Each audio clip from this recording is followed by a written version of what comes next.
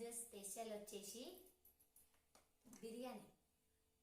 అంటే ఇలా క్యారెట్ ఏం లేదు అనుకునేరు, అస్సం ఏమి లేదు, ఆనియన్స్ అండ్ మసాలా అవన్నీ కలిపి పచ్చిమిరపకాయలు అవన్నీ కట్టి తాలింపు పెట్టేసేసిన. ఎందుకంటే ఉట్టి తింటే బాగుండదు కదా.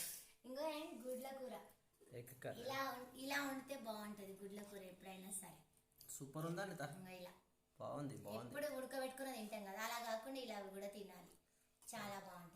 ఓ సూపర్ సూపర్. మా ఇంట్లోనైతే ఈరోజు ఇది స్పెషల్, మేమైతే వేసుకొని తింటున్నాం.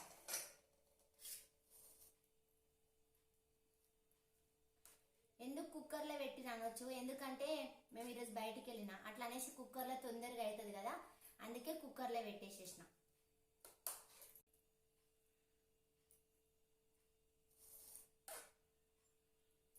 ఓ గరం గరం వేడి వేడిగా వేడి వేడిగా గుడ్ల కూర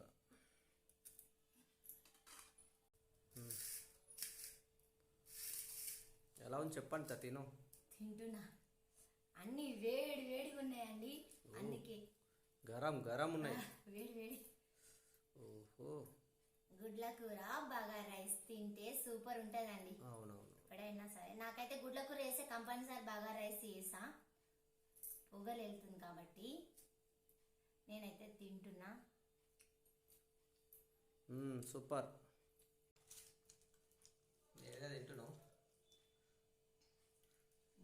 ఈరోజు లంచ్కి మనిత ఎగ్ కర్రీ చేసింది, అందుకని తింటున్నా. సూపర్, ఎలా ఉంటుందని చేయడం బాగా చేసింది. సూపర్, వేరే బాగుంది అనిత. రెండు సూపర్ మంచిగా ఉన్నాయి. మా పిల్లలు వచ్చే వరకు అయితే బిర్యానీ అండ్ ఎగ్ కూర వండి పెట్టిన. Super, done. Thank you.